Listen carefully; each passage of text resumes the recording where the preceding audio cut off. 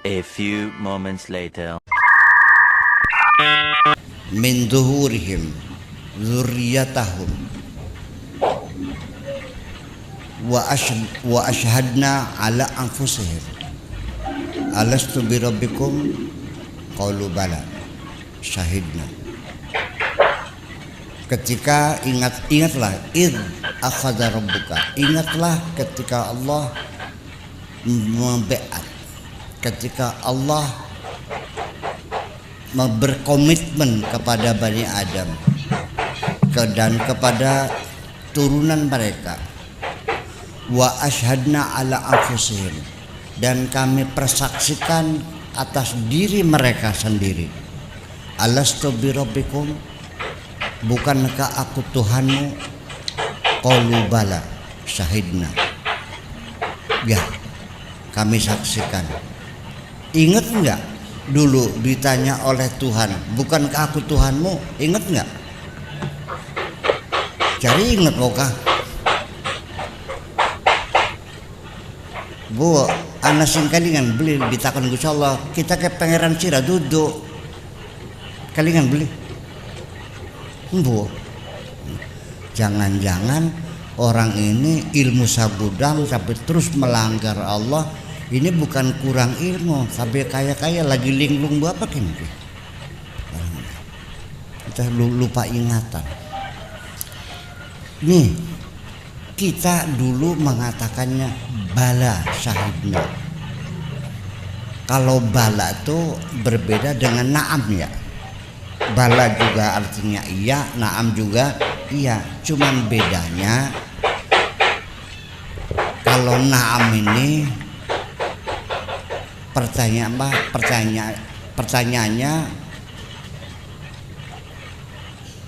ini Zaid, apakah ini Zaid? Naam. Ahadza Zaidun? Qala naam. Tetapi ketika alastu birabbikum, bukankah aku Tuhanmu, kita jawabnya bukan naam tapi bala. Alaihissallahu bi ahkamil hakimin, qalu bala. Jadi kata bala ini adalah satu penegasan, pentaukidan bahwa kita betul-betul menyaksikan bahwa Allah adalah Tuhan kita. Ini Al-Quran mengabarkan seperti itu. Kayak dengan beli sampean. Nah, kayak gini barang ini. Iya, jadi kita dalam keadaan koma, dalam keadaan tidak sadar alias linglung. Mari kita ikuti lagi satu cerita. Dulu orang ini usahanya warungan di rumah. Ya kebutuhan sayuran lah, gesek, bawang, sabrang, ketumbar, terasi gitu tuh, biasa warung kecil tuh. Setiap hari itu sang suami ini belanja ke pasar. Dulu ini biasanya 5.000 ini sudah pepak dulu mah. Artinya sabrang, bawang, terasi, ketumbar, macam-macam, bawang merah, bawang putih, laos, serai gitu tuh bangsa benang dapur tuh. 5.000 pepak. Rupanya karena mungkin inflasi dan harga barang naik, akhirnya ternyata belanja 5.000 ini nggak cukup. Ya, jadi kata si suami, nok belanjanya ditambah 5.000 mah orang cukup. Kata istrinya, pokoknya cukup dicukup ya belanja 5.000. Di situ terjadi pertengkaran. Sang suami pengen belanja 10.000, istrinya 5.000. Uang 10.000 godogan tarik menarik sampai sobek. Jare laki jare rapi los bakal payung. So bertengkar. Kata suaminya, ini 10.000, sobek jadi 2, berarti ini harganya 5.000 los bakal payung. Nah, itu. Tetapi akhirnya pertengkaran berakhir istrinya ngalah, yawisnya sepotongnya dikasihkan, dilem lagi. Nah sebelum berangkat ke pasar dia mampir dulu ke warung beli rokok Sri Wedari. Kelingan boten Sri Wedari ku seadine gudang garam ya. Beli 2 batang waktu itu. Mungkin waktu itu berapa sih, 50 rupiah saja ya, 5 rupiah itu batang. Yang satu dinyalakan, yang satu diselapin di kuping. Berangkatlah dia ke pasar dengan bawa keranjang, naik sepeda itu. Rupanya sampai di tikungan maut di desa Kliben sana tuh, ditabrak oleh bus. Dari situ tikungan maut tuh setiap hari kecelakaan dulu tuh. Mungkin masih ingat ya, tikungan maut desa Kliben Jakarta Semaya itu.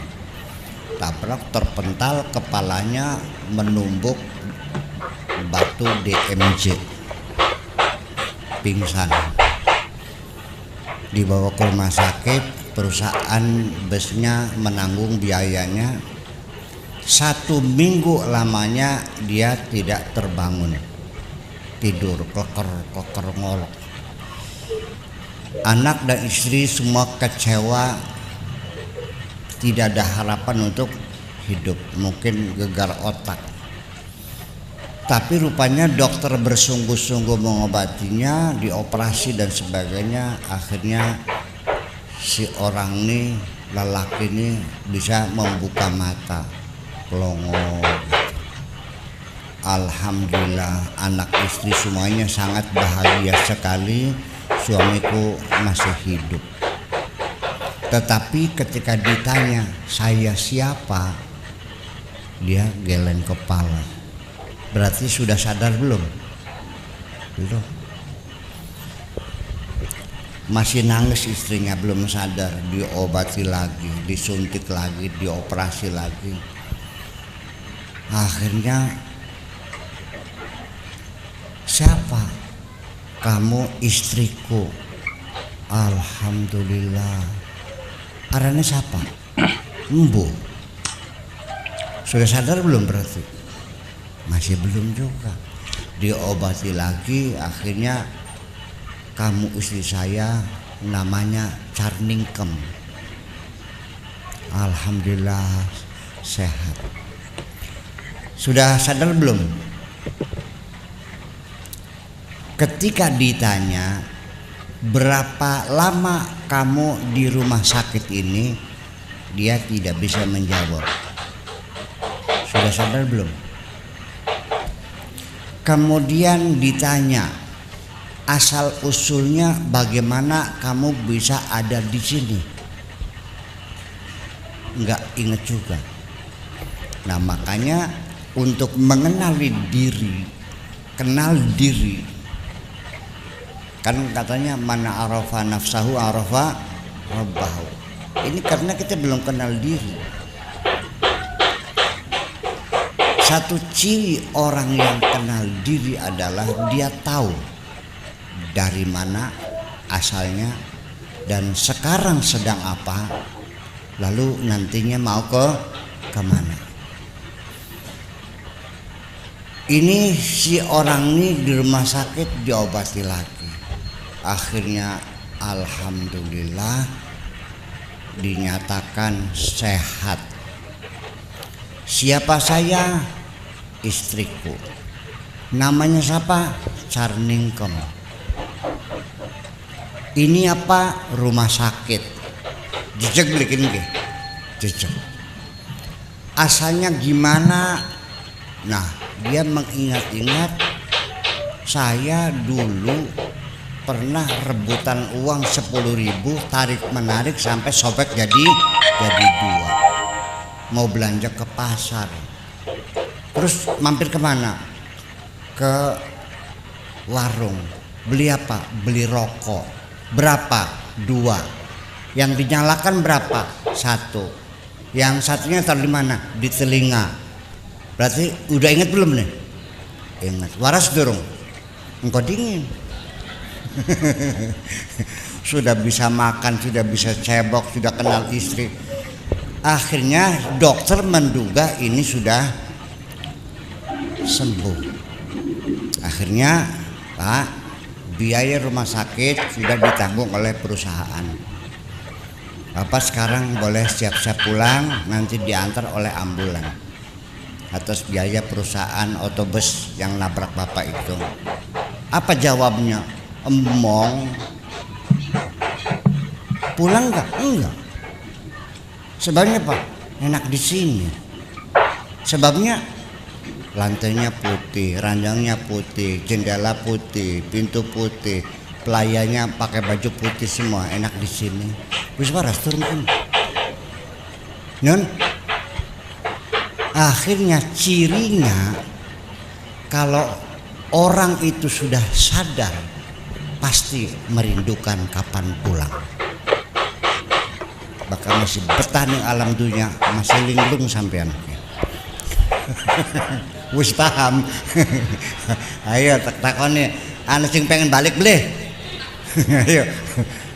Ternyata engko aja enak nih kan lah, pantesan ilmu numpuk yang maca kitab kuning, pinter lunga kaji, sering sembayang vokal tapi masih doyan temblek lantung. Ini persoalannya. Jadi bapak-bapak dan ibu-ibu sekalian, inilah makanya saya ingin menyampaikan untuk mengenal diri. Bulan puasa itu belum mengenal diri, tapi baru sekedar bisa ngintip. Ya, sudah hebatnya kayak apa? Loman. Iya. Ngipo. Loman. Sembayangnya bakal beli. Masa Qur'ane maksiatnya kurang.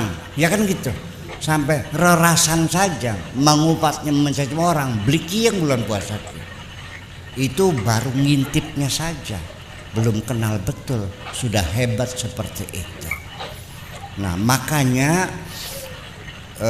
ini suluk para salihin sejak zaman dahulu kala dalam mengenal diri itu rata-rata digembleng jasadnya ini melalui pertapaan.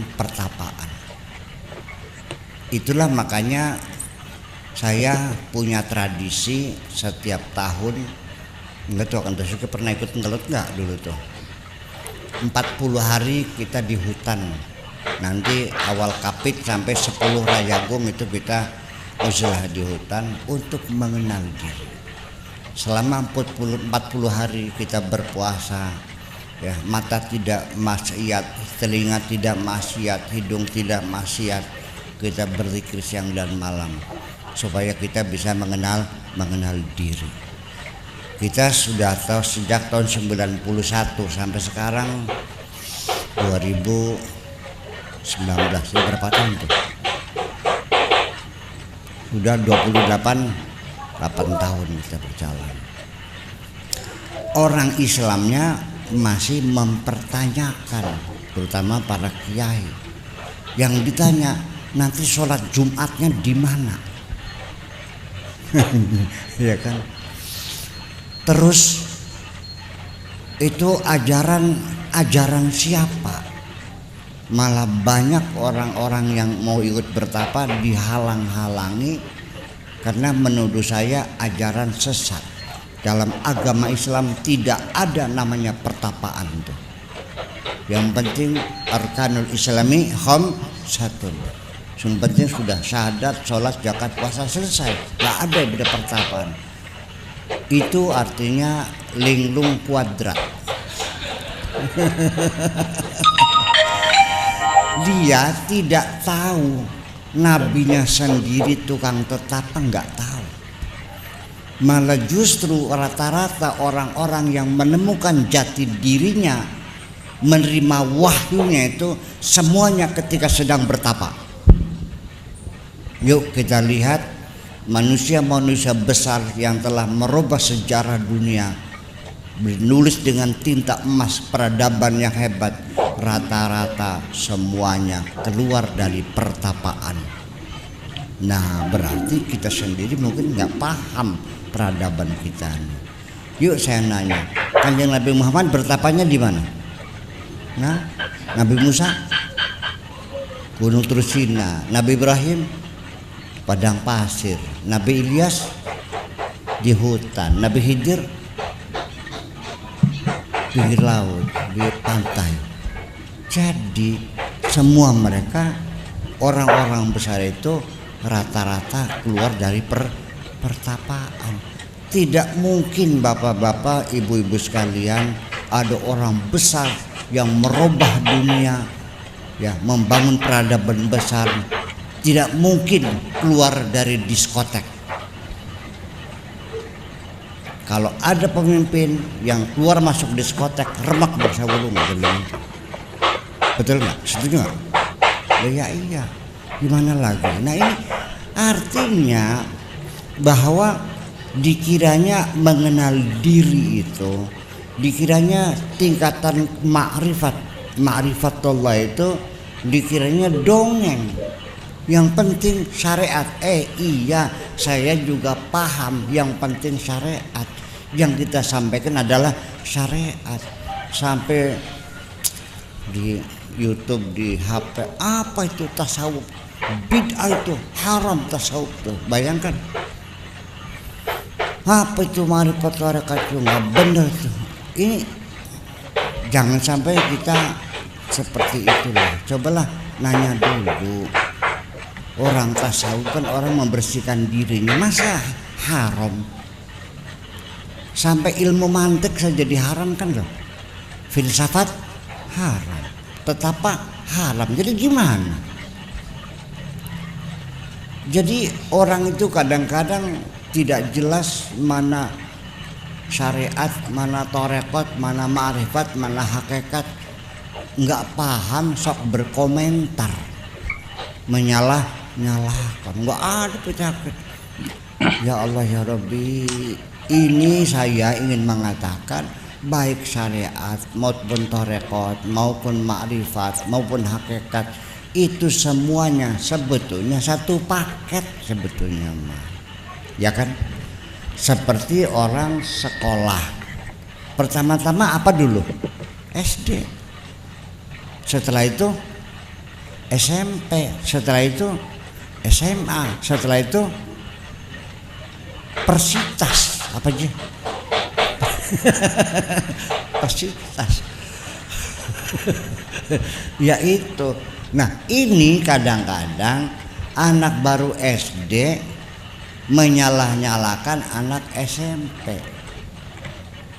Anak santri baru mondok di sebuah pesantren, baru 2 tahun, baru bisa baca kitab takrib, sudah pintar menyalah-nyalakan Gus Dur. Apa itu Gus Dur? Saya bilang, bukan levelnya kamu. Ya kan? Duduk level sirah kunku. Ya saya juga kan kiai sama aja. Ada sudah. Dia ya saya juga kiai juga, baca priben. Ya itulah. Karena sama-sama selevel, sama-sama kiainya. Nur Khalis Majid juga dihujat-hujat. Ya sampai sekarang tradisi menghujat tuh terus masih berlangsung. Ya, orang yang level lebih tinggi disalah-salahkan gitu. Ya, termasuk saya juga di YouTube juga ada. Ternyata Buya Syakur Yasin musyrik. Iya kayak aku. .com. Gimana ya udahlah kita nggak usah. Kalau saya sih begini aja lah. Kalau Anda digigit anjing, tidak usah anjing itu kau gigit lagi kok. Udah. Kasih makanan yang kenyang, balung-balungan. Anjing sekali dikasih makan dia tidak akan menggigit lagi kok. Gitu aja. Paham Pak? Ya sekarang tolong aja tukaran wes. Sebenarnya mah, nah itulah ini ngerti enggak. Jadi akhirnya saya mulai berpikir gimana menerangkan torekat hakikat syariat ini. Begini aja lah. Apa sih bedanya syariat dengan hakikat? Maka syariat itu dari kata syariah, jamaknya syawarya. Kalau tariqat dari tariqun, jamaknya turukun. Nah, turukun dijamakkan lagi turuqat. Atau juga kalau tariqat itu jamaknya tara'iq. Kalau tariqun, turukun, turuqat. Kuna ya kata jin mengatakan minna salihuna wa minna duna dzalika kunna tara'iqa qidada. Tara'iqa qidada. Jadi tarekat itu bedanya dengan syari. Jadi kalau saya itu lewat jalan tol namanya syari. Dari Kertasmaya mau ke Bangan 2 naik motor, naik Tambangan lewat gang kecil namanya torik. Tapi kalau muter lewat jalan bebas ke Jatibarang ke Bangkalwa itu namanya syariah. Jadi syariah itu jalan besar, torik itu jalan kecil. Kedua-duanya ada resiko. Di jalan besar ya resikonya kita sekalipun berhati-hati mengikuti rambu-rambu jalan, tetap saja wayahna blai mah blai ditabrak singguri, ya kan? Dan juga itu rute cepat lewat Pantura itu kalau sekali kecelakaan fatal, ya kan begitu. Tapi jangan dikira bahwa lewat jalan kecil itu juga tidak ada resikonya. Bisa kekecos beling, bisa nginjak paku, bisa digigit ular, kan begitu. Bisa di tambangnya ada buaya. Dua-duanya mengandung resiko baik syariat maupun tarekat sama-sama. Gitu. Hanya bedanya orang yang lewat tarekat itu biasanya nyampainya lebih cepat. Kan kalau motong jalan sih naik Tambangan jalan kaki, kalau naik mobil kan lewat Jatibarang Bangkalwa. Nah itulah persoalannya. Sama dengan kita mau ke Kertasmaya, kalau jalan tol kan enak, masuk tol keluar Palimanan langsung. Kalau lewat jalan bebas kemana? Ke Cirebon dulu kan, terus ke Gunung Jati kan, nanti sampai apa itu tuh lewat Panguragan sana muter keluar Jenangun, muter-muter akhirnya. Nah, saya kira seperti itu. Nah, kemudian kalau hakikat itu orang yang sudah benar-benar tahu lapangan. Jadi kayak orang punya Google Map, sudah tahu pemetaannya, letaknya di mana, sebelah mana, berapa kilometer, sampai hambatan jalan saja seperti apa namanya tuh Sherlock ya tahu belok kanan belok kiri sudah. Itu kalau sudah orang hakim sudah nyaman sekali. Lalu di mana bedanya? Begini, saya ini di rumah setiap hari tamu itu banyak sekali dari pagi sampai sore. Kadang-kadang rombongan 2 mobil sesak sampai ada 50 orang serangan. Udut kabeh, masya Allah, mulak-mulak. Pengisap tuh nggak mempan, iya. Pakai kipas angin nggak mempan. Sekarang udah pasang AC 2 masih nggak mempan juga. Ya, terus seringkali ibu-ibu bawa anak kecil kencing di situ lagi. Ya Allah, kan sekolahnya kan digulung karpetnya semuanya. Seperti itu. Kemudian juga orang Indramayu kalau ngobrol kan suwak-wakan, kayak wong tukaran. Ya, satuannya betul kabeh. Saya mau nanya, boleh enggak saya membuat aturan di rumah saya? Boleh enggak? Boleh. Nah, aturan itu namanya syariat. Saya yang membuat, yang punya namanya syariat. Aturannya nama syariat. Nah, sekarang tamu ini bermacam-macam. Jadi ketika ada tamu, ini orang yang kelasnya kelas syariat, tidak salah. Orang yang mengikuti syariat tidak salah. Kenapa? Ibu-ibu datang ke rumah bawa anak bayinya, ulaku meriki pakai silaturahmi, nomor kali baru jaluk tulung, laki kulak balik-balik ya. Tapi begitu dia melihat di tembok, dimohon kepada para tamu terhormat dilarang membawa anak kecil. Ini ibu nih lihat ada tulisan dilarang bawa anak kecil. Lalu dia meminta maaf. Aduh punten Pak Kiai, punten. Mangga keluar dititipkan sama kakaknya. Oke. Tamu budiman bukan tuh? Tamu baik nggak namanya? Saya hormat nggak? Hormat. Allah juga senang kalau kita mengikuti syariatnya. Jangan disalahkan orang ahli syariat. Orang yang baik mentaati aturan. Datang lagi udah suki tas kepul. Begitu mencilak di tembok dilarang merokok. Aduh pakai punten dibuang. Baik nggak dia? Baik. Saya juga hormat. Itu seorang tamu yang budiman. Yang ketiga, dilarang bawa anak kecil, dilarang merokok, dilarang bicara keras. Nah, ini tamu juga syariat juga. Karena dilarang bicara keras, sehingga ketika saya nanya pripun Pak, apa sih yang saya kula bantu?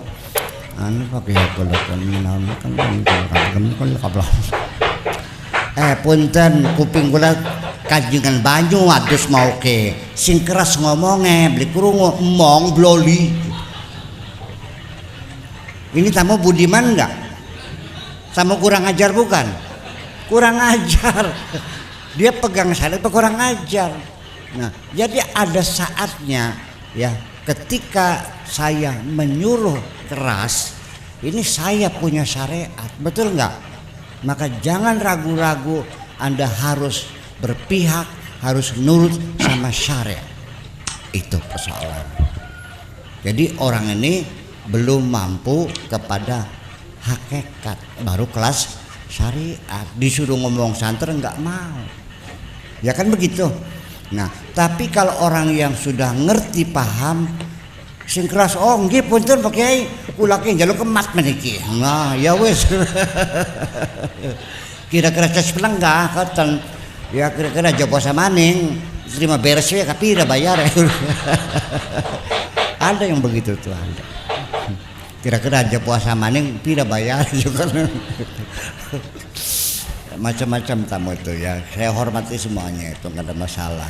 Ini artinya ketika kita melihat firman Tuhan, Nabi Ibrahim suruh nyembelih anaknya, ngelawan syariat enggak? Ngelawan. Tetapi kalau dia tidak mentaati Allah, enggak jadi paket nabinya, paham enggak? Nah, jadi pada akhirnya orang-orang hakikat itu adalah orang-orang yang sudah bisa menghormati syariatnya, paham? Tapi orang syariat mah baru sekelas menghormati syariat.